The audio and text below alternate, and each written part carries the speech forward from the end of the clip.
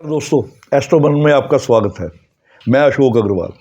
पिछले महीने अपनी सेलिब्रिटी श्रृंखला में हमने कांग्रेस के पूर्व अध्यक्ष श्री राहुल गांधी पर एक वीडियो बनाया था, जिसमें हमने उनकी कुंडली का वैदिक और लाल किताब दोनों के अनुसार विश्लेषण किया था।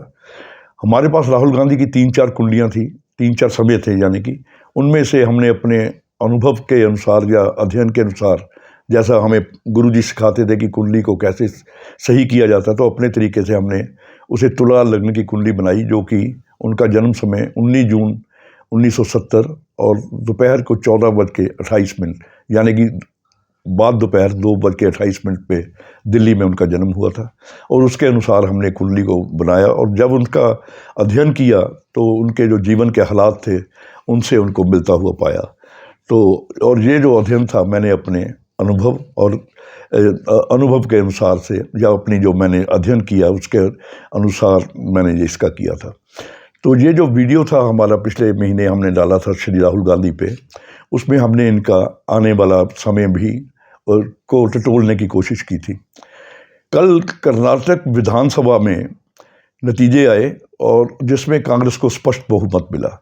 हमारे लिए कोई भी पार्टी जीते हारे, हमें उससे कोई मतलब नहीं। देश में बहुत असंख्य पार्टियां हैं, ना हमारा किसी पार्टी के साथ विशेष लगाव या जुड़ाव है। हमारे लिए सिर्फ जो हम सेलिब्रिटी लेते हैं वो एक कैरेक्टर होता है, एक चरित्र होता है कि उसके जो हालात हैं वो कैसे होने चाहिए या आगे को कैसे होना चाहिए।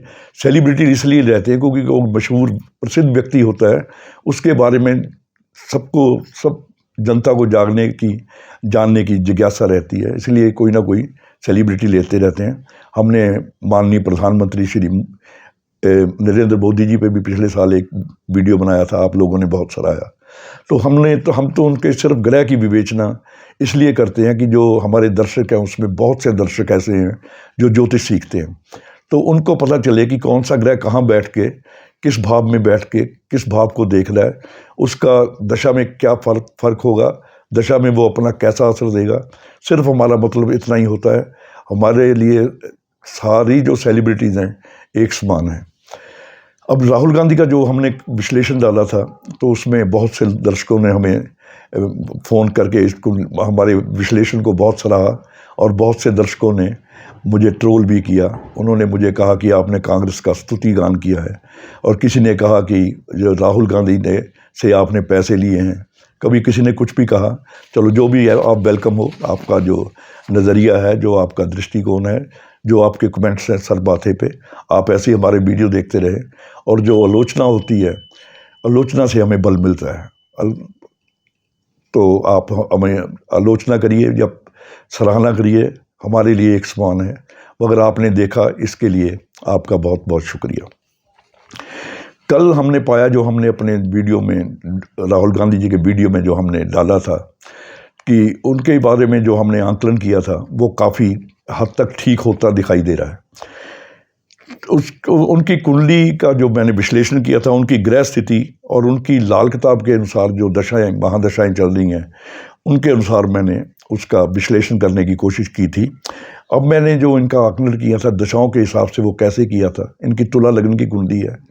तुला उनके 5वें भाव में राहु हैं और लगन में इनके बृहस्पति हैं, और जो बृहस्पति हैं वो लगन में हैं, और तुला लगन है, और इससे 5वें लगन से 5वें घर में राहु है। इनकी राहु की महादशा में बृहस्पति का अंतर्दशा चल रही है। राहु और बृहस्पति आपस में दुश्मन होते हुए भी इस वक्त वो मित्र जैसा व्यवहार कर रहे हैं, क्योंकि दोनों की जो अलाइनमेंट है वो 5-9 है। बृहस्पति से राहु 5वें स्थान पे, राहु से बृहस्पति 9वें स्थान पे। ये जो 5-9 की अलाइनमेंट होती है, या इनकी ग्रह स्थिति जो एक दूसरे से 5वें 9वें हो, तो ये चाहे आपस में शत्रु भी हो, इस दशा में वो एक मित्र जैसा काम करते हैं, और ये दशाएं लगभग बहुत अच्छी निकलती हैं। जब मैंने लाल किताब की जो दशा निकाली तो उसमें देखा, तो उसमें भी इनका राहु की महादशा में उसमें मंगल का अंतर चल रहा है, जो कि 2 साल तक चलेगा, जो कि 19/6/24 तक लाल किताब के अनुसार, और इसके अनुसार 21/5/24 तक वैदिक के अनुसार ये इनकी दशाएं चल रही हैं। और लाल किताब में भी राहु इनका 5वें स्थान में और मंगल 9वें स्थान में है। तो इनका जो वहाँ भी जो अलाइनमेंट हो रही है वो 5-9 की हो रही है। तो जो 5-9 की अलाइनमेंट लाल किताब में और वैदिक में हो रही है दशाओं की, ये निरंतर इनको उन्नति देगी, जिसका कि पहला प्रमाण हमें कल मिला है, जो कर्नाटक में इनकी पार्टी को स्पष्ट बहुमत मिला है। ये में जो बृहस्पति चल रहा है, बृहस्पति क्योंकि छठे घर का भी मालिक है, तो छठे घर का मालिक होने से कुछ दिक्कतें भी देता है। और इस कुंडली के लिए, तुला लग्न की कुंडली के लिए, ये नॉन सिग्निफिकेंट प्लैनेट भी है। तो इनको इसी दशा में पिछले महीने जैसे आपने देखा, इनके मुकदमा चला, इनकी जो अपनी पार्लियामेंट की सदस्य थी वो भी चली गई है, इनका घर भी चला गया। तो ये जो दशा होती है, वो ग्रह अपना काम अपने घर के अनुसार जरूर करता है। ये कठिनाइयाँ इनको इनके बृहस्पति के छठे भाव का स्वामी होने के कारण आई, मगर दशा में क्योंकि ये ऑपरेट मित्र समान कर रहे हैं, तो उसके बावजूद भी निरंतर इनकी जो तरक्की है वो होती रहेगी। तो बृहस्पति के बाद इनकी शनि की अंतरदशा आएगी।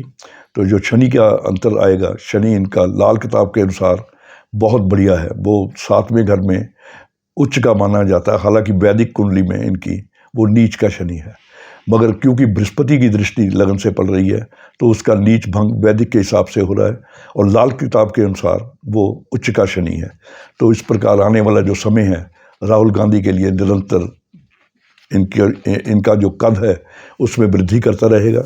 हमने यही लिखा था कि इस दशा में जो इन्होंने यात्रा की है, जो मेहनत की है, तो उस मेहनत के कारण इनका जो कद है वो जरूर बढ़ेगा, जिसका स्पष्ट परिणाम हमने कल परिणाम देखा, कल जो कर्नाटक के नतीजे आए हैं। इस वीडियो को, जो राहुल गांधी के बारे में हमारा आकलन है, आप दोबारा देखने चाहते हो तो इस वीडियो को या तो हमारे एस्ट्रोमनन की आप जाइए प्ले लिस्ट में, उसमें देखिए, या नीचे डिस्क्रिप्शन बॉक्स में इस वीडियो का लिंक दिया गया है, उसको भी आप क्लिक करके तो इस वीडियो को दोबारा देख सकते हैं, या जिन दर्शकों ने नहीं देखा वो देख के इसके बारे में अपनी राय से हमें अवगत करा सकते हैं। तो अगली बार किसी सेलिब्रिटी सीरीज में किसी और सेलिब्रिटी के जो जीवन का हाल है उसके ग्रहों से जानने की कोशिश करेंगे, और कोशिश करेंगे कि जो मेरा जो अध्ययन और अनुभव है, आप लोग जो ज्योतिष के जिज्ञासु हैं या उनके जानना चाहते हैं या सीखते हैं, तो उनको कुछ सहायता कर सके। आज इतना ही। नमस्कार।